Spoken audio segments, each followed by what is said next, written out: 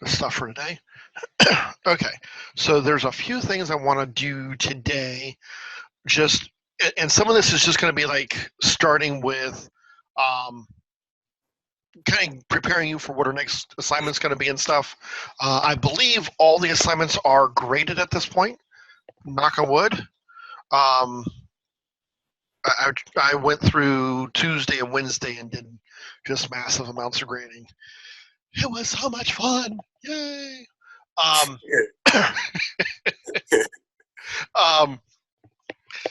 But that's what happens when you get behind. You got to get caught up at some point, right? Yeah. So us instructors have that rule too. So, all right. So last week, or not last week, last class, a couple days ago, we were talking about XML, and we had an example of some XML data that we looked at, which was this file right here. Let me bring this up so you can see it. Excuse me. What? It was there just yesterday or 2 days ago. Or did I not grab? Oh, I didn't grab the whole thing. Never mind. Also, if I grabbed the whole URL, not just part of it. There we go. Okay. The data was there 2 days ago. It's still there today.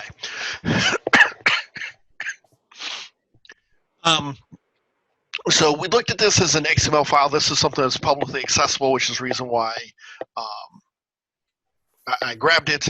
And this was kind of a weird XML file because you have here a cube, and the cube has cube info, and then the cube info has cube nodes as well. And XML is all about the nodes.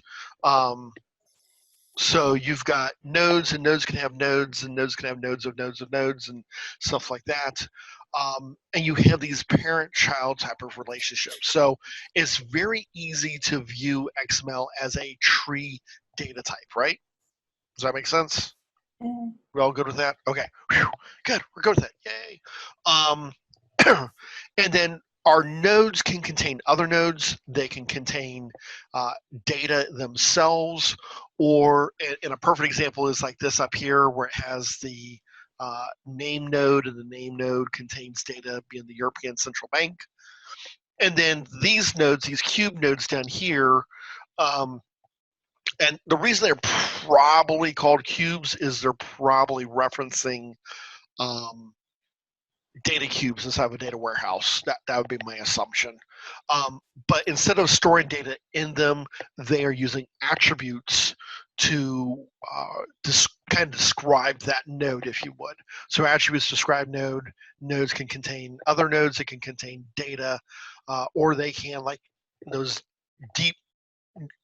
deepest cubes, they can contain nothing other than the attributes themselves. And those are self-closing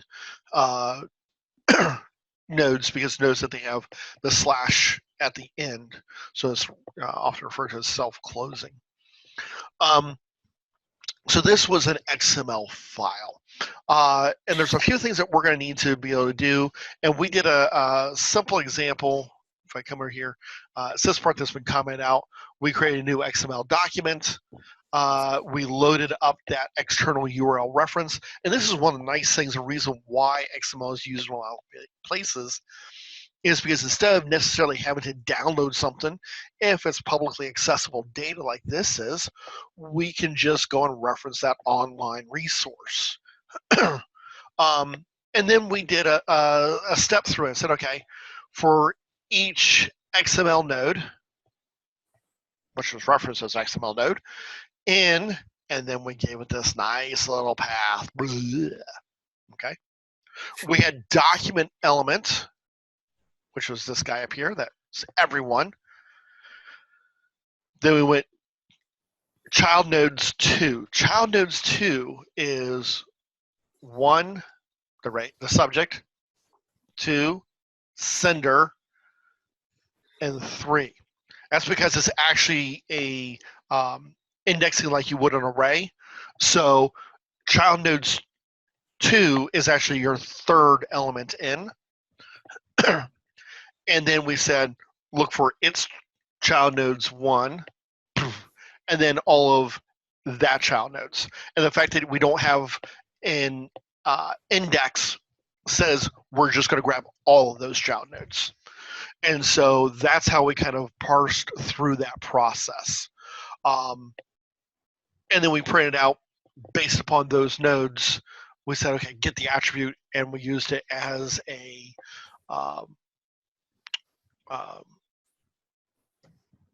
I was thinking, what's the word I'm looking for? An associative array, where we can specify the name of the attribute and then dot value to get the value based upon the name of that attribute. And we just wrote those to the console window. So it's very, very simple. Now, early on, there was not a lot of ways to write XML data. And that kind of became a problem, was how do I write XML data? So what I've done is I've got a real simple example here of writing some data to XML. I've got a customer object I created, and this is your very, very, very, very basic customer data.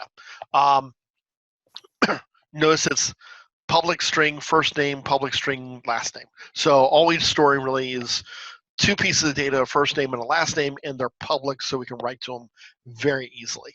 I could obviously go in and do more, but this is just what I did. I create a new customer. I give it a first name and a last name. And then I create a special type of data called XML Serializer. So Serializer is a process of taking a object and converting it to a serial data format that can be transmitted in either over a network, saved to a file, etc. XML Serializer takes that same type of idea and says, I'm going to put this into an XML file format or an XML style format.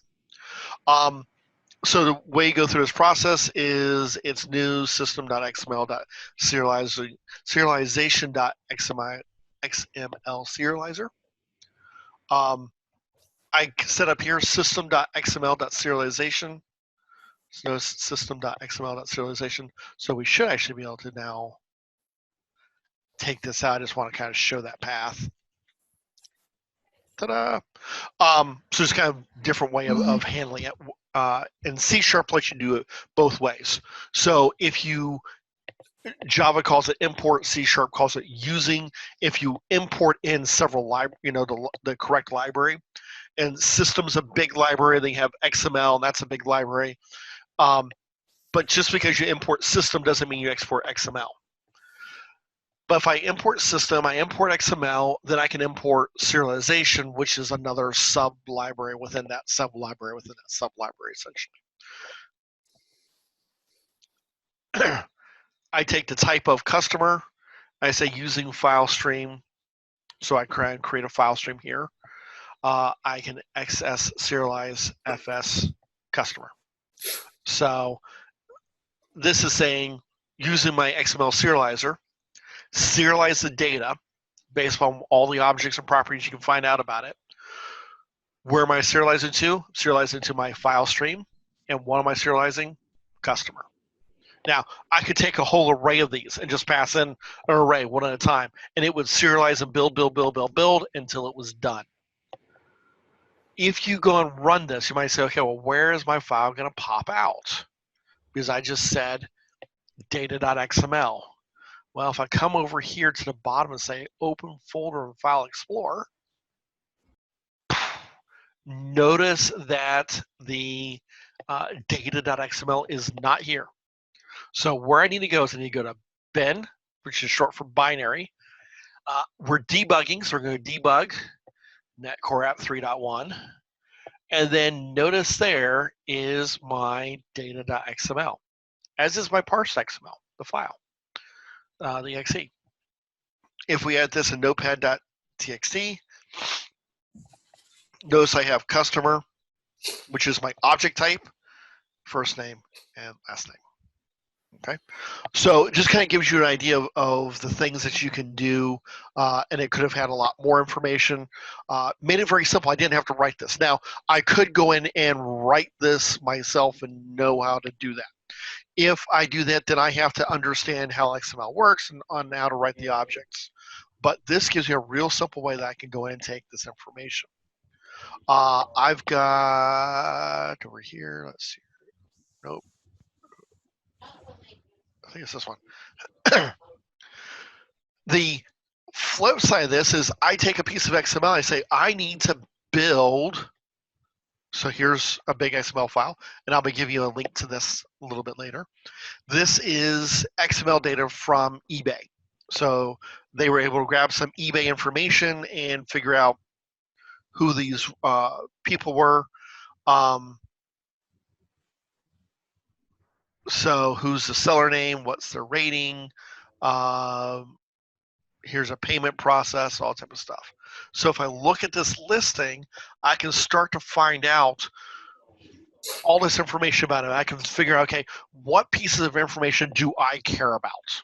What information do I not care about? And can I start to build out a set of objects?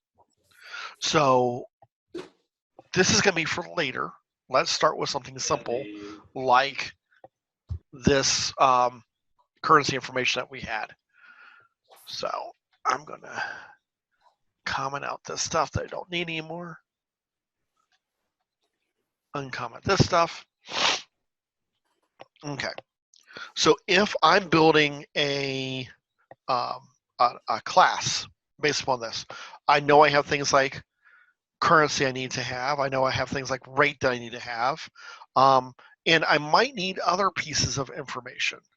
If I look at this, I have date that it, or a date that it was good for. I have a source that I could possibly use if I need to. So how do I go about building this type of information? This is where it becomes kind of important. So sometimes it's based upon this direct node. Sometimes you got to pull in information from other places as well. So what I would do is I would build a class. Let's minimize that.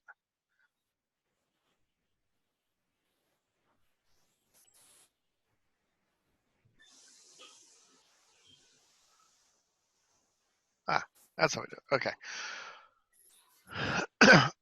Let's say I want to build a new class. So I come over here, right-click in my Solution Explorer, say Add, and say I want to add, and I can go all the way down to a bottom, which is class. This takes me to my default class, but I can pick other things if I want to. And I need to give it a class name. Class names usually start with an uppercase letter, and I'm going to specify that this is currency info. Currency info.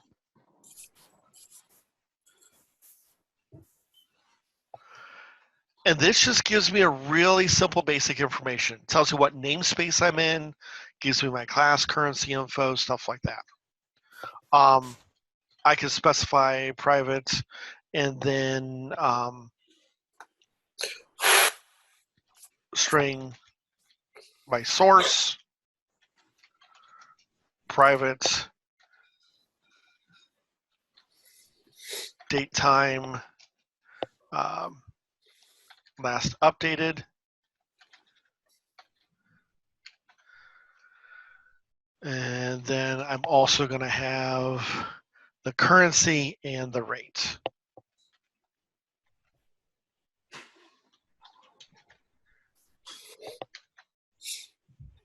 Oops.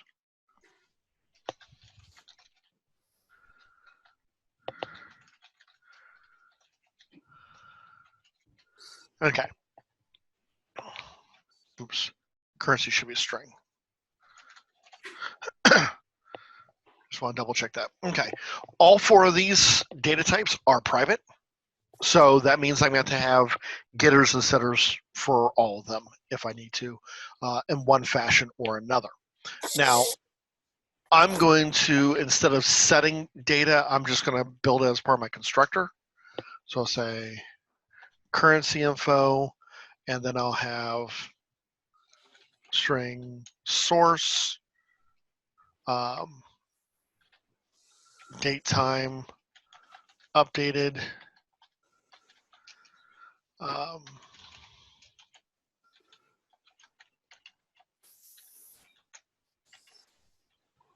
ENCY. Cannot type today.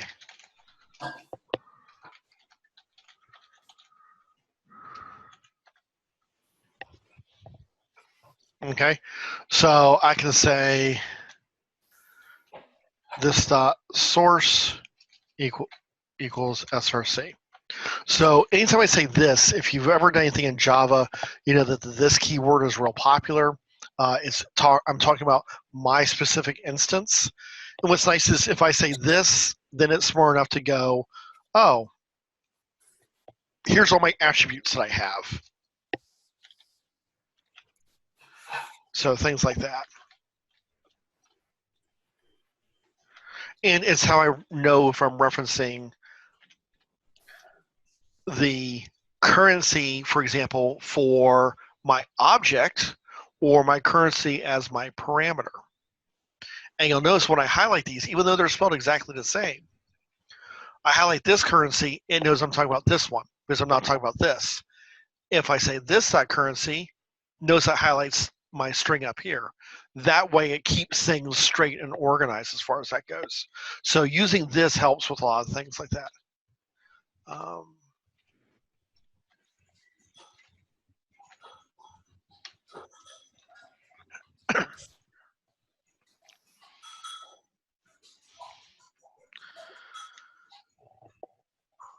Okay.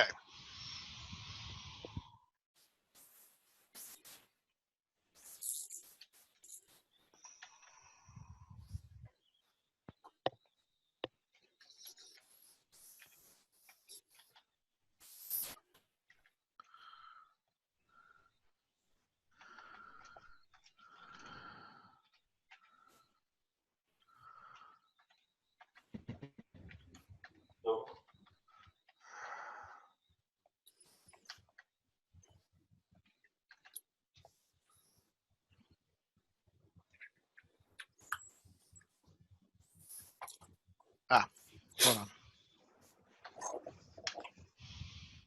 Okay. So if I want to come in here and write this, I need to have all four pieces of information. So the first thing I would look at doing is I would need to get those two pieces which are not always used. So the last updated and the source. So I could say something like string source is going to equal, and if I look at this, I have, remember, my document node, node 1, node 2, and then it's a child node. So I could say XML document element, that's this big node. Then I'm going to go 0, 1. So child nodes 1 instead of child nodes 2. And then I'm going to get the first child node of it.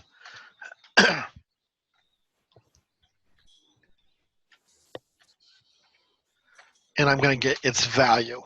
So notice I'm getting the value. That means anything that's inside that node. If I just say child node 0, then I'm getting that it's like a node object. That node object is going to have any attributes that are associated with it. It's going to have all my data stored as that node object instead of the value inside that node, which is what I'm really looking for. I can say date time updated, and that's going to be new date time. I'm going to pass in a string to that.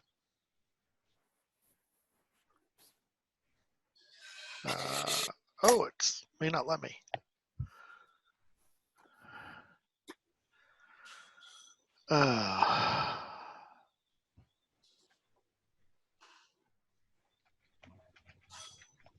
Come here. instead I'm going to do the same basic thing and say my document node 0, 1, and then cube is going to be 2, and then the first child node, which is going to be 0.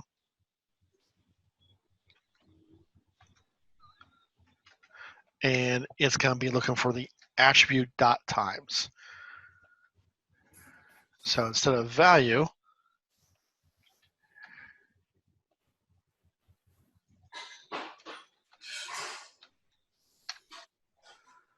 okay. Now, because date time is looking for a date time object, not a string, we actually need to convert this.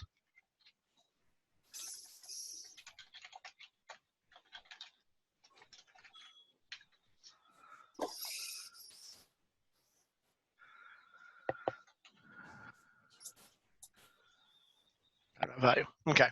So you might say, well, how am I going to do that? Well, if I look at my constructor, okay, my constructor's overloaded, and I have these little up-down arrows. I can go through them. I can specify as a long, which is number of ticks. You don't want to worry about that. I can specify the year, the month, and the day. So that's probably how I want to look through them, as a set of integers, because I'm not seeing a way to pass in like a value. So I want year, month, and day.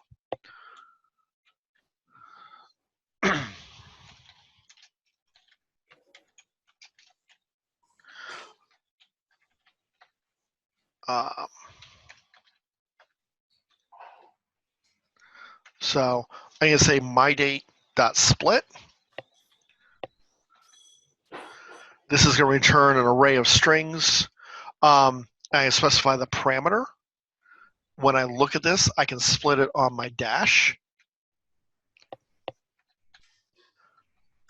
So I'm going to split my parameter based upon my dash, my first element, which is my year, and then I can, that's a string though. So what I need to do is I've taken my date, which is a string, I'm splitting it on the dash, I'm getting the, which gives me an array. I'm looking at the first element, which is still a string, so I need to convert this into an integer. So I think you guys are using convert to int32. Yeah. Like that. I think that's how you guys did it. I did int32.convert. Same basic idea, but you know, slightly different. And we should, if we did this right, we're going to come down here to a new line. 1 is this is already in month day format.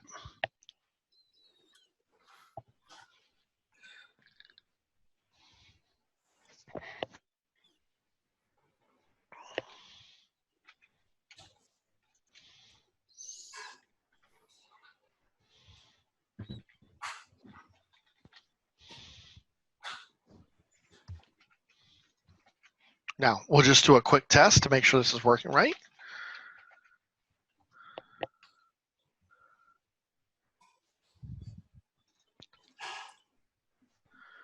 I have found personally, this is me, because it's easy to get your nodes confused as to what's your first node, your second node, your third node, etc. Doing a little test like this, say, okay, is this going to work right, is immensely powerful, because I almost never get it right the first time. If I look at this, you'll notice that I see it's supposed to print out, come on, move this off to the side a little bit. Come on. This thing hates me. All right, it's supposed to print out source, then my updated date, and then my XML node, currency and rate, right? So it's doing 2 of those 3 things. It does look like it pulled out my date correctly, which I'm happy about. I've got my currency source and the conversion rate, which I already knew was there, so I'm happy about that. I am not seeing, however, my source. I go, okay, well, why am I not seeing my source? So we need to come back here and double check. I have my document node, document element, child nodes 1, which is 0, 1, which is sender. That should be good. Child nodes 0, which should be name, or should be value.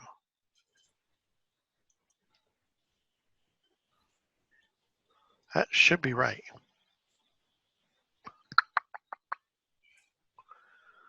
Why is it not liking that?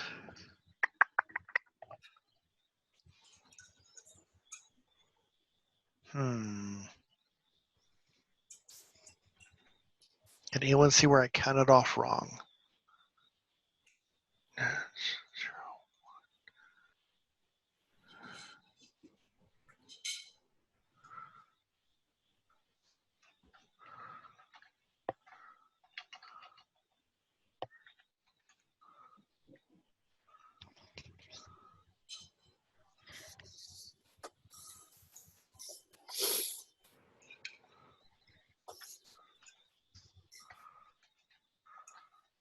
Let's see if I like that instead.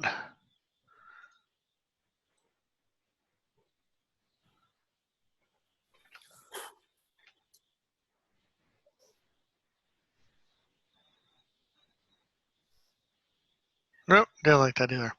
See, sometimes it wants to see, you could do a thing where you get your first child and then you call next child, next child, next child, or like next sibling type thing. Sometimes it wants to see that. It's not doing that for me here. I have to figure out why it's not liking that. And I've never been able to figure out why it's, sometimes it wants child node 0 and sometimes it wants just first child. That I've not ever been able to fully figure out.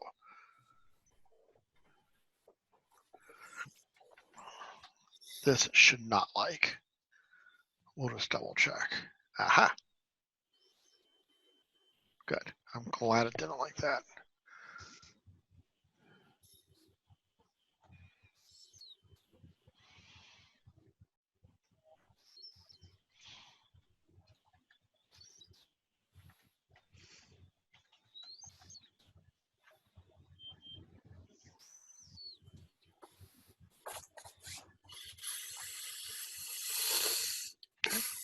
That's what I figured there.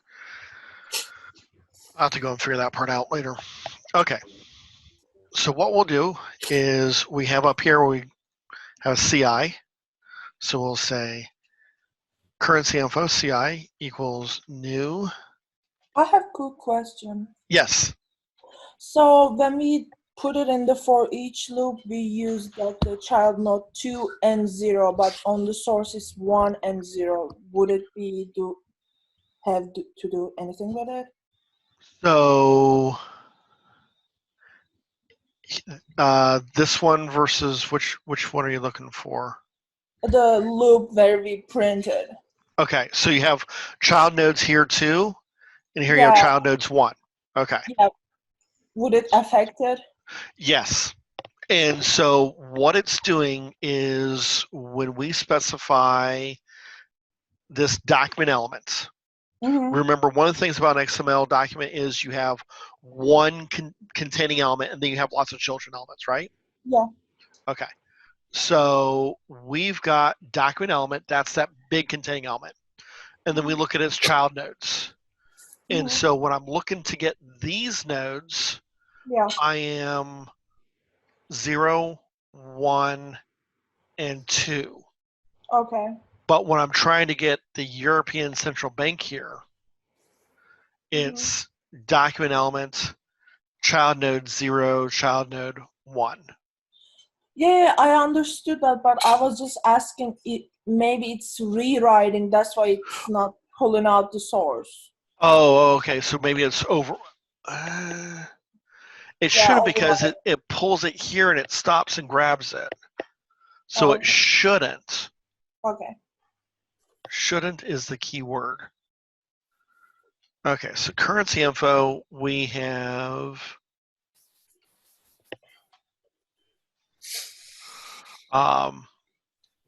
we're going to pass in our source, the updated time, the currency, and the conversion. So we do source, updated, currency, which is actually that, and then the value here, which is going to be a double. So we'll do convert dot to double.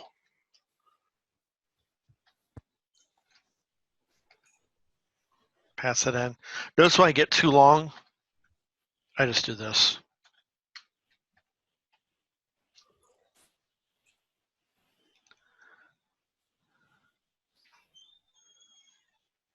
Okay. So do you see this error? I'll put kind of hover it so you can kind of see what it is. It says that the this conversion is inaccessible due to its protection level. So if you come back here into currency info, I've got a constructor here. And the problem is, do I have the right access to it? So I need to make sure that my class is public, or that my constructor is public.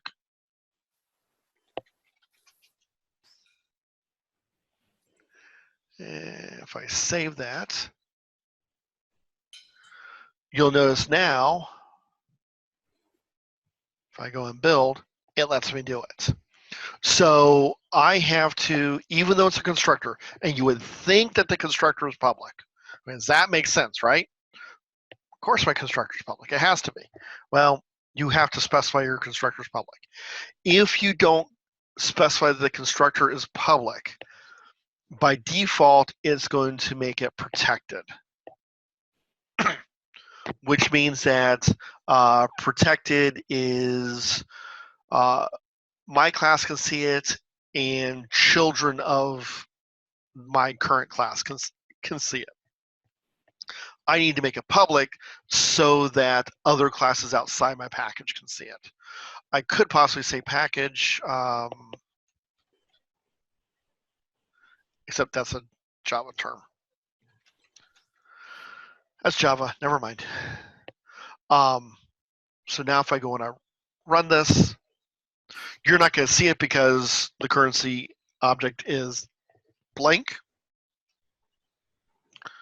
So I could come in here and say ci.toString.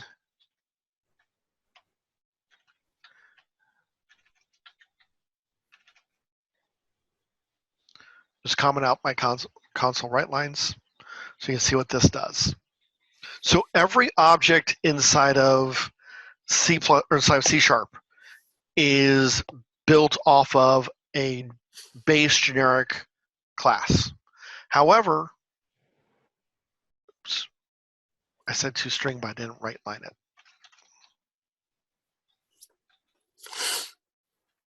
it. Forgot one little step.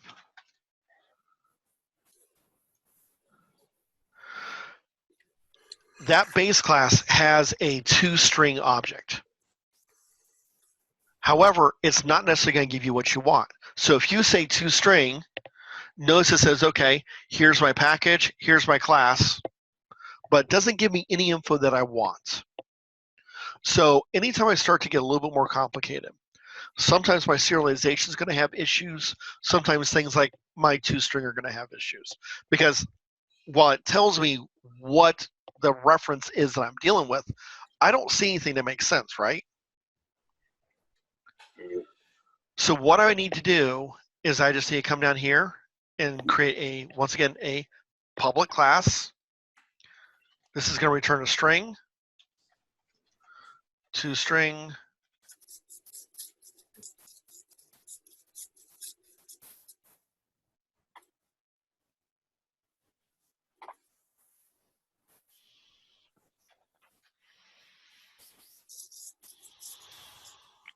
is it?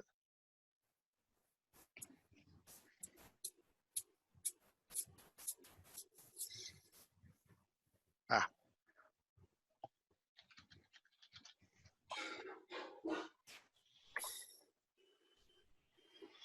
Okay. And then I need to specify how this is going to work. So I'll say string s is going to equal.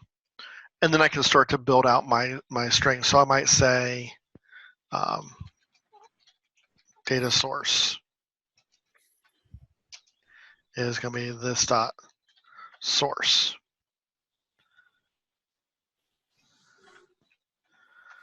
Plus, oh, and then I might want to say something like, we're going to put new line characters to make it format and be a little clearer. Last updated, this dot, last updated, dot to, and then notice it's got several formatting in here that I can use. So I can use like to file time UTC, to local time, etc. So I'm going to pick dot to short date string.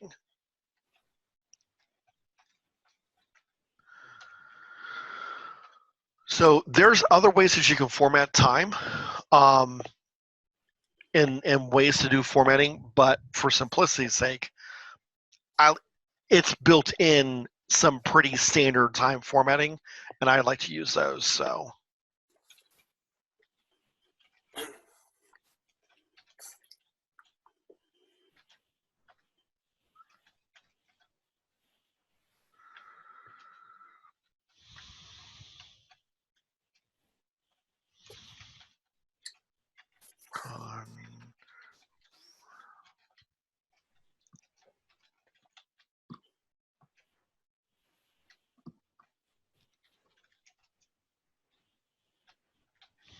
okay. Now, if you go and run this, you'll see all those fields are all nicely formatted and laid out and stuff.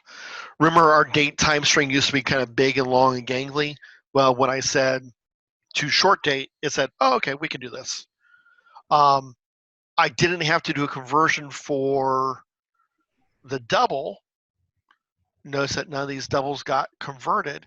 And that's because that C# is smart to go, oh, you're passing a number, adding it to a string. Let me do the two-string conversion for you. So sometimes for things like this, it'll just like, hey, I'll be smart. Some things like a date get a lot more complicated, and they say, no, you got to tell me how you want it to be. And it gives a bunch of options, which is really, really nice. If you notice when I was going, like I specify to, here's like to local time, here's to file time UTC. So it could do like some conversions for you based upon what time it thinks it is and stuff like that. It can give you to OA date, which is a different type of date format. But notice that some of them don't specify that as a string to universal time. Doesn't specify as a string. So just because you're doing a conversion doesn't mean you're converting to what you want to be. You got to pick the right one. C# has been pretty smart about how they do a lot of their naming and conventions and stuff like that. Makes it a lot easier. So I overrid an existing function by specifying the override command. I made sure it was public. It was going to return a string. And then I gave the name of the function that was overwriting. I created a big string and I returned it. I could technically say return and then instead of saying string s, just return all this stuff. But I did it this way. So that's, kind of a short, basic idea of I need to take data. And I could take that data and add it to an array or to a dictionary item or to something else if I need to. That way I can start to bring in data, store it, work it, manipulate it with it, have it to use later on in my application, etc. Those are big pieces. I could take that existing data, of course, and come down here and write a serialize and write my own data format if I want to. How simple and how accurate it's going to be, that's all up to us. If you think about it, something like this where I have to define my nodes to define my value, look at how long first name is versus John. I'd spend a lot more time defining what my node looks like than defining the data inside that node. And that's going to be a potential problem. That's something I don't necessarily want to have to deal with. So how we reference those types of things and how we work with them, lots of questions and that we have to answer. We might find it more efficient to write our own, so we can write these as attributes and say, hey, here's a customer, and first and last name are attributes, so it's shorter. I don't have to have all that extra information. It's just, like I said, things you got to consider when you're working with an application of this size and complexity level. It is one of the downsides of XML that we have to work with.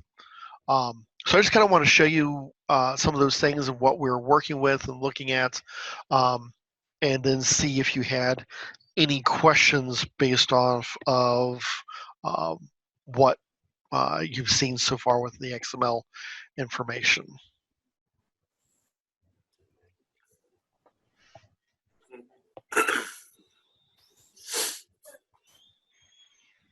Or conversely, creating the objects and stuff like that.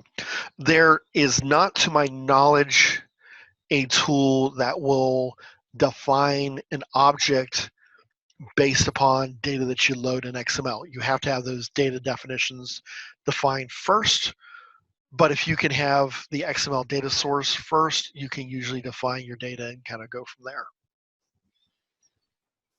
So, and because it's what remember we referred to as XML as a self-descriptive data type, we can see what the field names need to be and make them, compared to if we got like a comma delimited file and it's just data that's out there and we go, well, what's this field called, or why are we using this, or that's always messy, never fun.